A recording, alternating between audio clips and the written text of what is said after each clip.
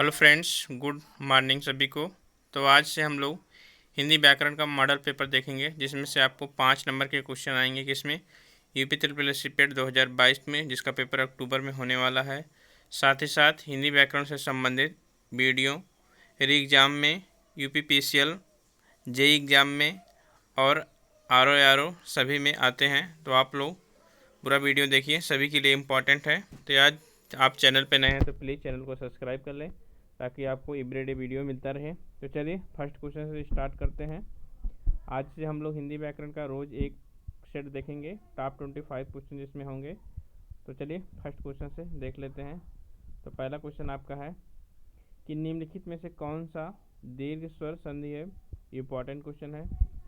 तो कौन सा दीर्घ स्वर संधि है? तो इसका जो सही आंसर होगा ऑप्शन नंबर ए होगा, दैन्य अवस्था। तो इसका जो संधि विच्छेद होगा वो होगा दैन्य प्लस अवस्था। तो आपको ध्यान में रखना है। तो इसका जो सही संधि विच्छेद होगा दैन्य प्लस अवस्था, आ प्लस आ इक्वल टू बड़ा आ। तो इसको भी आपको ध्यान में रखना है। तो ये आपका करेक्ट आंसर था। नेक्स्ट आपका है कि आज़ादी में कौन सा संधि है। तो जो आज़ादी है उसमें संधि आपको दिखेगा वो है आपका व्यंजन संधि। तो इसका जो करेक्ट आंसर होगा ऑप्शन नंबर ए होगा। इसका सही संधि विच्छेद है अच प्लस आदि। तो यहाँ पे ध्यान रखना, चा का जा में परिवर्तन होता है। तो जिसका सही संधि विच्छेद है वो है आपका व्यंजन संधि। नेक्स्ट है आपका वृक्ष छाया। तो वृक्ष छाया में कौन सा संधि है? तो वृक्ष छाया में जो संधि है वो आपका है कौन सा संधि? तो इसका जो सही संधि विच्छेद होगा वो होगा यह यण संधि। तो इसका जो संधि विच्छेद होता है वृक्ष प्लस छाया। तो आपको इसको भी ध्यान में रखना है। नेक्स्ट आपका है कि अमित का विलोम है।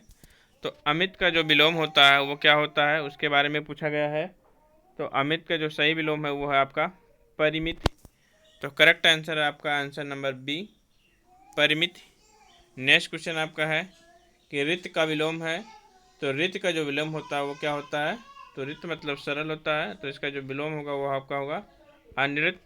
तो करेक्ट आंसर होगा ऑप्शन नंबर डी, ध्यान में रखना, इंपॉर्टेंट क्वेश्चन है। नेक्स्ट क्वेश्चन है आपका आकर्षण का विलोम शब्द है। तो आकर्षण का जो विलोम शब्द होता है वो होता है क्या आपका? तो बताइए आप लोग। तो आकर्षण का जो सही विलोम है वो आपका विकर्षण, ऑप्शन नंबर डी होगा।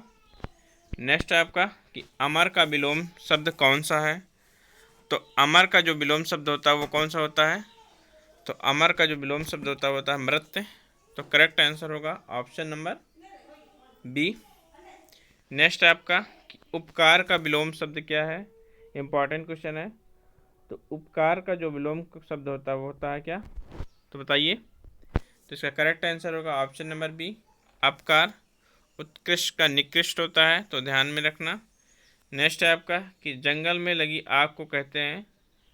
तो जंगल में जो लगी आग को कहते हैं उसको कहते हैं आपको दावानल। और जल में जो समुद्र में लगती है उसको बड़वानल कहते हैं। और पेट में लगी को जठराग्नि कहते हैं।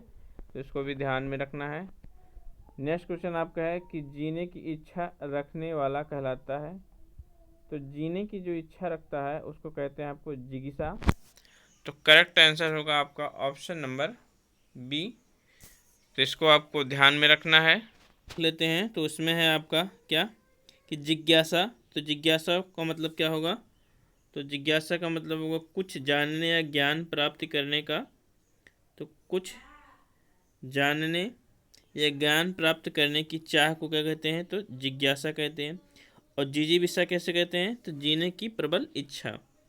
तो जीने की प्रबल इच्छा को क्या कहते हैं? जिजीविषा कहते हैं। तो सभी को आपको ध्यान में रखना है।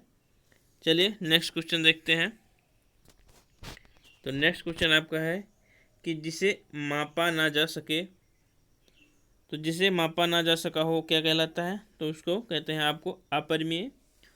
तो जो मापा जा सके उसको परिमेय कहते हैं, और जिसको मापा ना जा सके उसे कहते हैं अपरिमेय। तो इसका जो करेक्ट आंसर होगा ऑप्शन नंबर बी होगा। नेक्स्ट आपका कि परिणय। तो परिणय का सही संधि विच्छेद है। तो परिणय का जो सही संधि विच्छेद वो है आपका परिधन ने। तो ऑप्शन नंबर सही होगा ऑप्शन नंबर डी, ध्यान में रखना, ये वाला परि नहीं होगा। जिसका कोई अर्थ नहीं होता है। तो जो सही आंसर ऑप्शन नंबर डी है, परिधन नए व्यंजन संधि। नेक्स्ट आपका है कि विषाद का सही संधि विच्छेद है। तो विषाद का जो सही संधि विच्छेद होता है वो होता है बी प्लस साद। तो आपकी मात्रा जो लगती है वो छोटी ई की मात्रा लगती है। तो करेक्ट आंसर होगा option number D, B plus साद। ध्यान में रखना, विषाद का जो संधि विच्छेद होता है बी प्लस साद होता है। नेक्स्ट आपका है कि उद्धार का सही संधि है। तो उद्धार का जो सही संधि है होता है उत प्लस हार। तो ता में हलंत लगता है, आपको ध्यान में रखना है। तो जो उद्धार का जो सही संधि विच्छेद होगा वो होगा ऑप्शन नंबर सी, उत प्लस हार, जो कि आपका व्यंजन संधि है। तो इसको भी आपको ध्यान में रखना है। नेक्स्ट आपका है निरंक। तो निरंक का सही संधि विच्छेद क्या है? तो जो निरंक है वो आपका विसर्ग संधि है।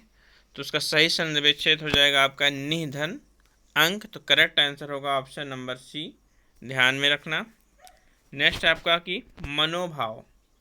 तो मनोभाव में कौन सा संधि है? तो मनः प्लस भाव। तो मनोभाव में कौन सी संधि दिखेगी?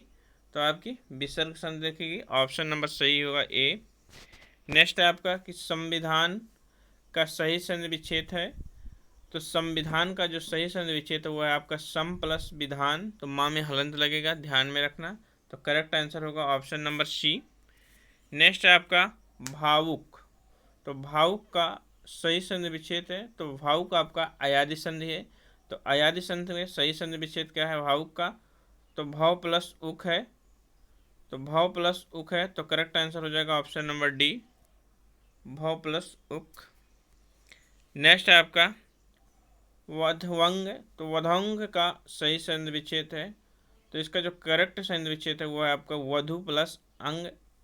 तो करेक्ट आंसर होगा ऑप्शन नंबर सी, ध्यान में रखना, वधु प्लस अंग होगा वधवंग का।